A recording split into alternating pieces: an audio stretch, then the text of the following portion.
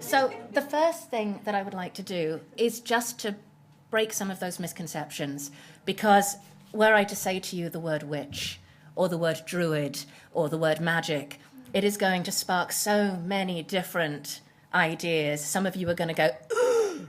Some of you are going to think, God, she's a hippie. There are so many different things, and the same as pretty much every single path in here, we have had more than our fair share of persecution down the years.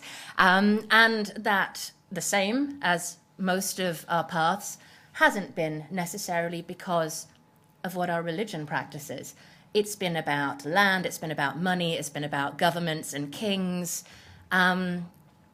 What I practice, which is modern day witchcraft, is called Wicca. It is a religion which became popular in the 1940s after the repeal of the Witchcraft Act in the 17th century. Round about the 16th century, we had an awful lot of trouble. And people who did practice the old earth religions went underground. So I'm standing here on my own with nobody coming along as my delegates today. I do apologize, but there are still a lot of people who are very nervous about being out of the broom closet, as we call it. So let me tell you a little bit about what we do. Paganism is very, very old, and it's very, very new. We don't have the novelty of having a guidebook. We don't have a Torah or a Bible or a Quran that can tell us how our ancestors did it. So what we're doing, I have a quote here somewhere, that paganism is a practice or a spirituality rooted in the ancient nature religions of the world. It's rooted there. That doesn't mean that we're doing exactly what we did back then, because we don't know. I would like to say I can stand at Stonehenge and I can do exactly as my great blah blah blah blah blah blah blah grandparents would do. We don't know. We've got clues, we've got ideas.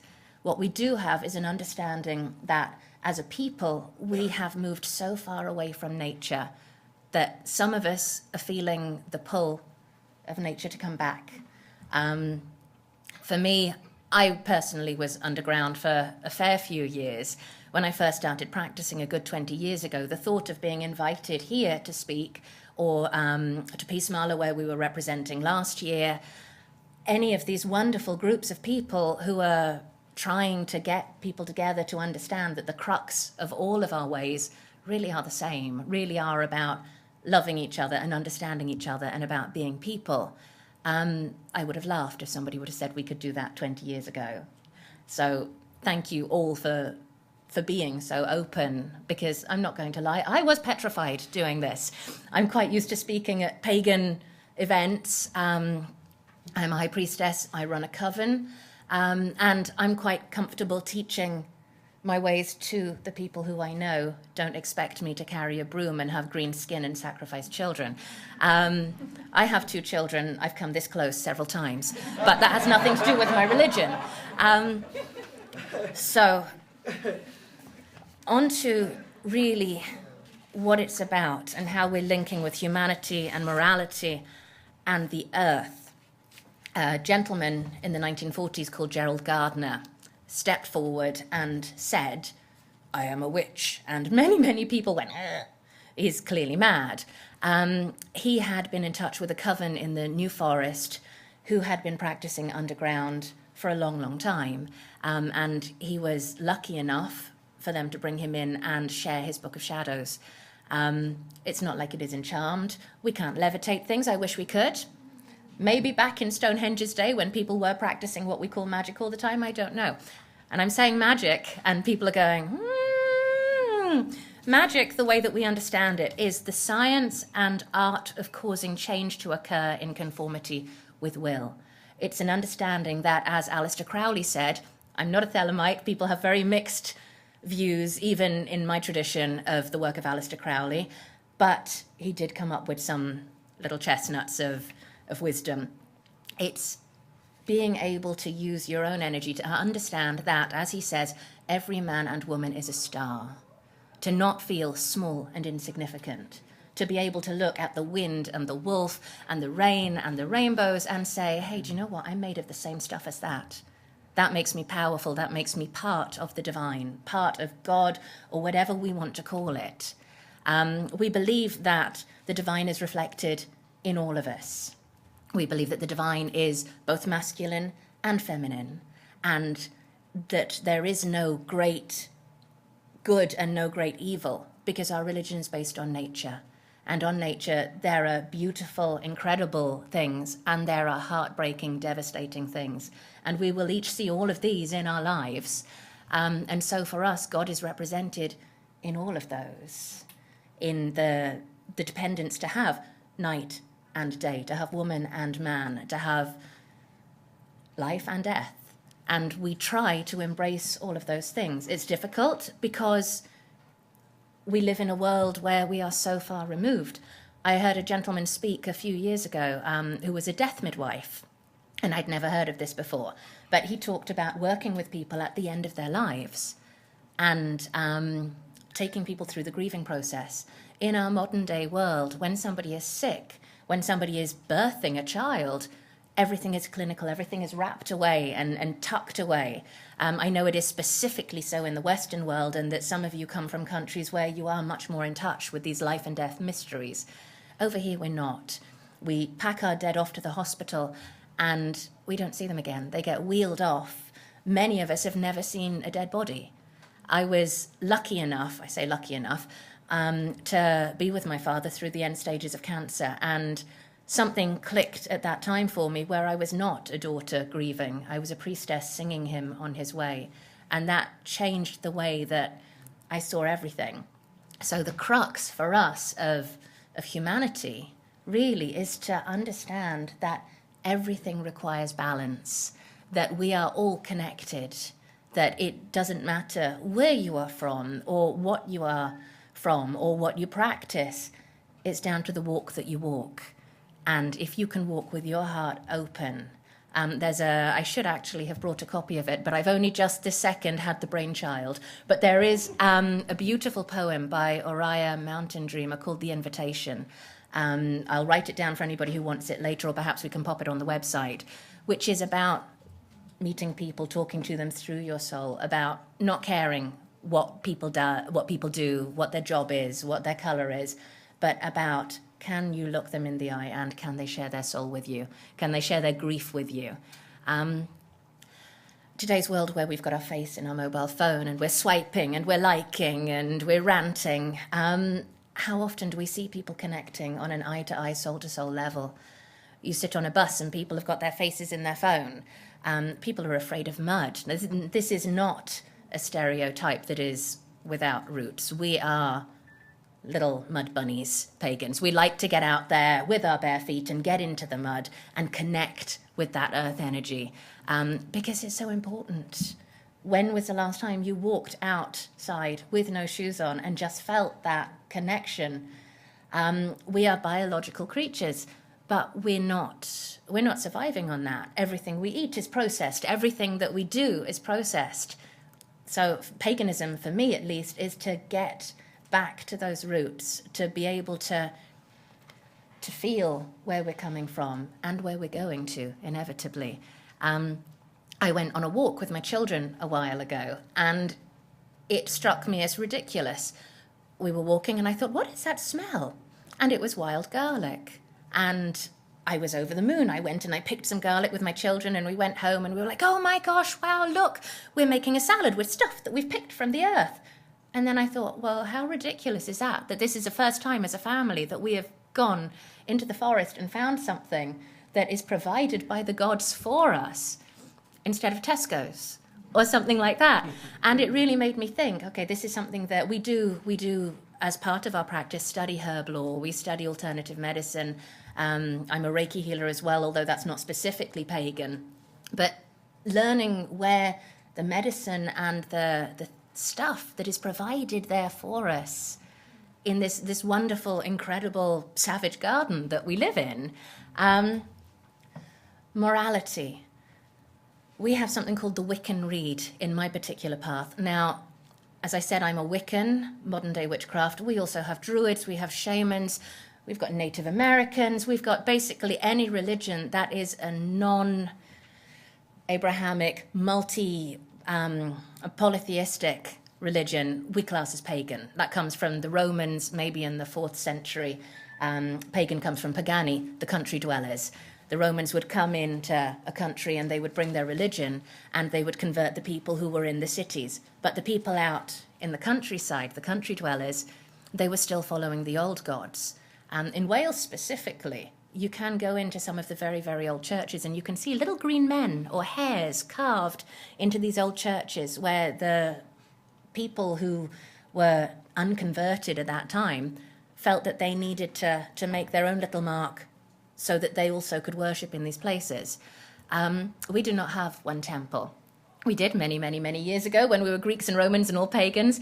And then everybody tried to throw each other to the lions and burn each other. And, everybody has done it at some point. This is not specific to witches. So now we do something called casting circle because we believe that every part of the earth is sacred. Every part of the earth is for us. We go to a place and we will symbolically cleanse it with salt and with water and with incense because we work very much with the elements and we believe that we are made from the elements and part of them. And we will draw a circle and we will say, for tonight, this is our temple. And we will invite our gods to come to us and that is where we will pray and we will dance and we will sing and we will be joyful because that is how we try. The charge of the goddess says all acts of love and pleasure are our rituals. That said, morality. We do not have one thing telling us what we should be doing. We do have the Wiccan Rede, which is an it harm none, and being from the slightly older English meaning if it harms none, do what you will.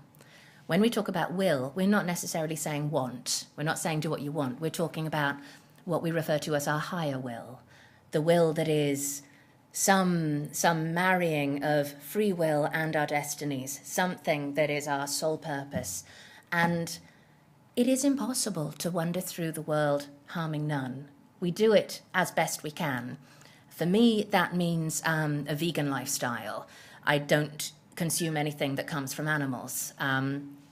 But you can't live without damage. I also have snakes who I have rescued who cannot survive on tofu alone. So I have to take the lesser of two evils there, and I have to feed them what they need to survive. But as far as practical in my own life, I try to cause as little damage as I can. We all do it in our own ways, whether that means eating organic or walking when you could take the bus. It's something that we all try to do in our own way, and it's something that runs as a vein through pretty much every path. Do unto others as you'd have them do unto you. Be kind to people. Don't hurt people on purpose. We have something called the threefold law. Everything we send out will come back 3 times. It's karma, baby. And it is real. What we send out, it comes back at us. Whether it comes back with a smile, we walk down the road, we smile at somebody, they're going to smile at somebody else, and suddenly you've got this wonderful pay it forward. Or you wake up in a rotten mood and you make somebody cry. And then for the rest of the day, they're going to be miserable and they're going to make other people sad. We take that as far as energy goes as well. Yes, there are people who practice what we call witchcraft and will use that for bad ends. They will curse, they will hex. Everybody's heard of the medicine women, the people who every culture has who will do things for a negative reason. That makes no sense as far as modern day witchcraft goes. Why would you do that? At some point it's going to come back and it's going to bite you on the backside. So we heal. We do what we can using energy, using plants, using a smile, just to bring a little bit of love and light into people's lives. So that's about as far as we go on morality. Nothing says you can, you can't. Nothing is considered sin.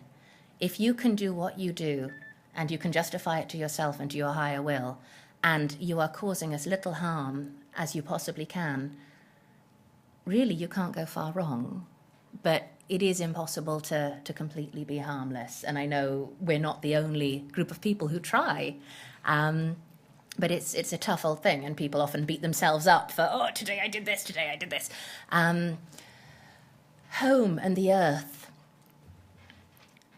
Well, really, I think I've said that. We come from the earth. We are natural, organic creatures. she provides to us. It's time that we started providing back. In the last couple of 100 years, since the Industrial Revolution, the amount of damage that we have done to this planet, to each other, the amount of man-made diseases. In South Wales, I believe 1 in 3 children are clinically obese. That's not because they have a hormonal imbalance. That is because we are not eating properly. We're not getting out there and connecting with nature. We're living this sedentary lifestyle where we're having food that is processed and so unnatural. And it's doing us as much harm as it's doing the planet. The crux of what we do is microcosm and macrocosm. When we are in a circle and we are doing what we call making magic, whether it's having a little dolly of somebody, yes, we do that, but we don't tend to stick pins in it. Instead, we tend to fill it with lovely energy. We might actually make a doll with a pin in it and symbolically pull that pin out. If somebody has an ailment, if they have a problem, you can make that doll and you name it in front of the gods, and then you raise energy by dancing or chanting. And you say, right, okay, I want you to see this little thing here. I want you to see this as my friend Margaret. And she has terrible arthritis in her shoulder. And this pin, this is the pain that she's in. And then you would do what you do. You would raise that energy. And then you would say, right, I want, when this pin comes out, I want that to help her. Some people believe in it. Some people don't.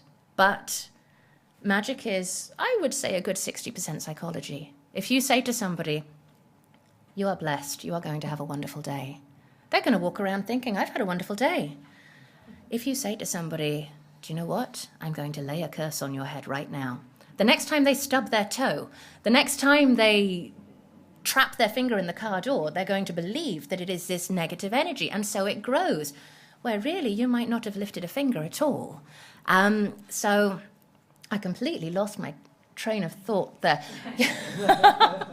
So, yeah, basically, that's where we're at. Taking some responsibility and trying to give back as much as we've taken. It's a slow process. I would like to end on a visualization. I've talked about how we raise energy, how we make change happen in a small way to make it happen in a big way. What I would like to do, have I got time for a quick 5-minute thing? Amazing. It'll be really quick, I promise. Okay, if I can ask you to just close your eyes and be comfortable for a minute. And I just want you to have a nice deep breath in and become really aware of your spine, nice and straight. And as you're breathing in, I want you to feel your spine coming down, right into the earth. Your body is like a tree, and I want you to feel your roots going down, right into the earth, and I want you to feel you sucking up all of the nutrients. Feel that lovely earth energy filling you up. And then I want you to reach those roots a little bit further. And I want you to become aware of all the other roots that are down there. The roots of the people sitting next to you. The roots of the people further away. They are all together in one solid ball of roots inside this earth. They are all coming from the same place. When you are breathing this energy in, you are sharing that heartbeat, that wonderful, wonderful primordial womb that we've all come from. You are no less and no more a part of that around you than the person next to you, or the raging storm, or the sea. You are made of the elements. And now I would like you to join me very gently in a little chant. We believe that when we sing together or when we chant together, it helps us to connect. So it might take you a couple of times to get the words, but it is earth, my body, water, my blood, air, my breath, and fire, my spirit. And when you're ready, please feel free to join in, and we'll just do it a few times just to feel that connection. Earth my body, water my blood, air my breath and fire my spirit.